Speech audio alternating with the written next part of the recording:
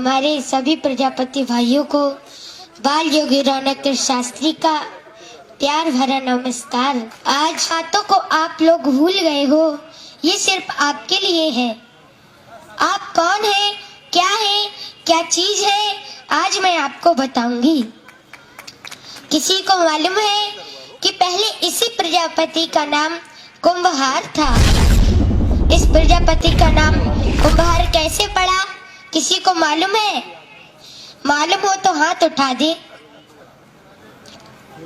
किसी को नहीं मालूम? मैं बताती हूँ। पहले जब प्रजापति सुबह को उठता था तो सबसे पहले धरती माँ का वंदन करता था। कहता था, हे सूर्य भगवान, हे चंद्रमा भगवान, हे जल देवता, हे वायु देवता, सभी को याद करते हुए कहता था, मुझे धरती की तरह धैर्यवान बनाना और सूर्य की तरह समय का पाबंद बनाना, चंद्रमा की तरह शीतल बनाना और जल और वायु की तरह मैं इस धरती के हर एक जीव के काम आऊं। मुझे ऐसा वरदान दो, मैं सबकी प्यास बुझाऊं, मैं सबके काम आऊं। हे ईश्वर, मुझे ऐसा बनाना।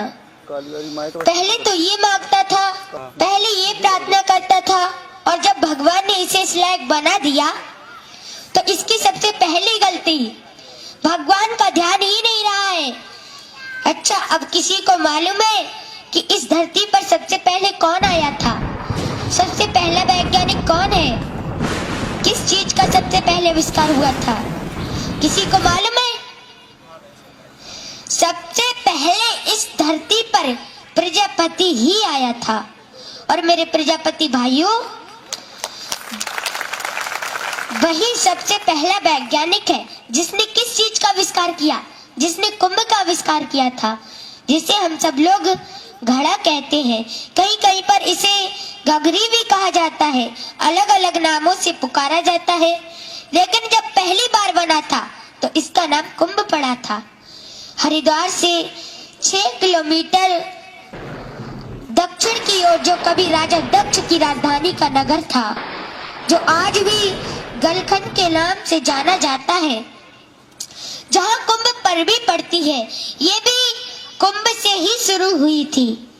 और गलखंड के रहने वाले एक प्रजापति को भगवान विष्णु ने अपना चक्र दिया था, जिसका उसने अपना चाक बनाया था। और भगवान शंकर ने अपना त्रिशूल, अपनी पिंडी दी थी। पिंडी पर उस चक्र को रखा था और त्रिशूल से उसे घुमाया था।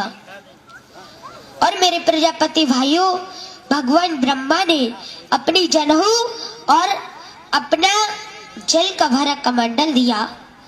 कमंडल में जो जल था उससे मिट्टी को गीला किया और उस जनेऊ से कुंभ को काटा था।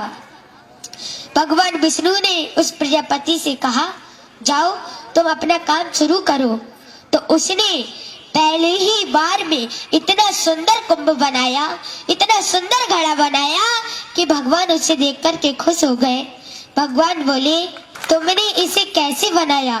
तो उस प्रजापति ने क्या कहा? उसने कहा, प्रभु, जैसे आपने मुझे 5 तत्वों से मिलाकर बनाया है, वैसे ही मैंने इस कुंभ को 5 तत्वों से मिलाकर बनाया है। कैसे?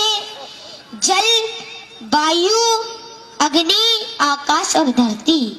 मैंने धरती से मिट्टी ली और जल से उसे गीला किया और आकाश वायु से इसे सुखाया था और अग्नि से इसे पकाया था।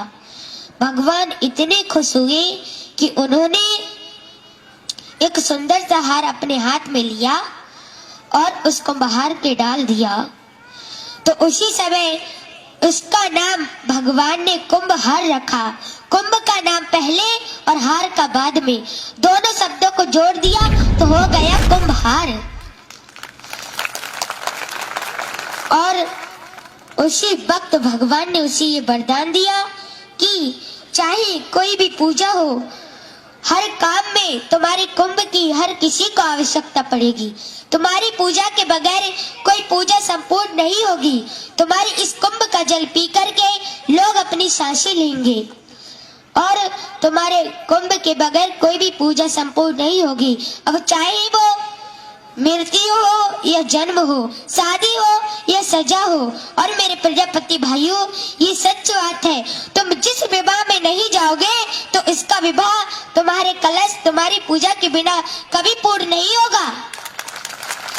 इसीलिए आप जरा सोचो, आप कौन हो, फिर भी आप भिखारियों की तरह जी रहे हो।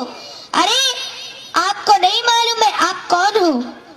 आप राजाओं के राजा हो और शेरों के शेर हो, इस संसार की जड़ें हो।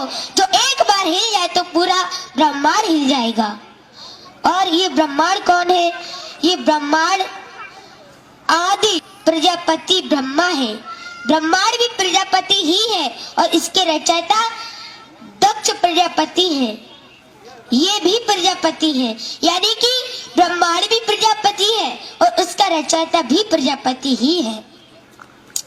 और